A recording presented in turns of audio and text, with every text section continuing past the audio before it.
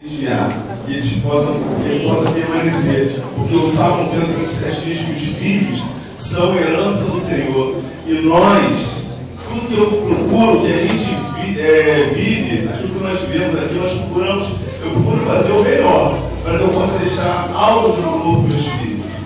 Então tudo que eu faço aqui, eu me desdobro para ver se eu conquisto alguma coisa, para tentar conquistar, alcançar algo para que meus filhos possam herdar de mim alguma coisa, para que eu possa deixar um legado, para que eu possa deixar algo de valor para eles, algo bom, que se eu partir, eles possam ter onde ser, eles possam ter um amparo, eles possam ter algo. Então eu procuro construir da melhor forma possível a minha vida para que eles possam ter algo bom quando eu partir daqui, quando eu for ao encontro do Senhor.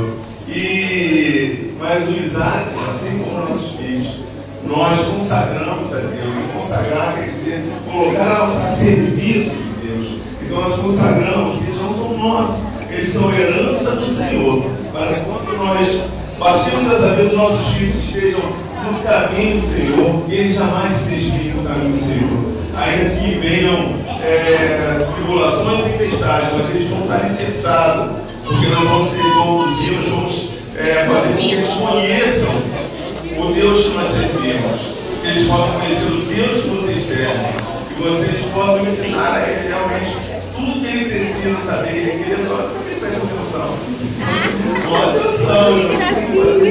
que ele esteja realmente atento às coisas de Deus e jamais venha se desviar do caminho do Senhor.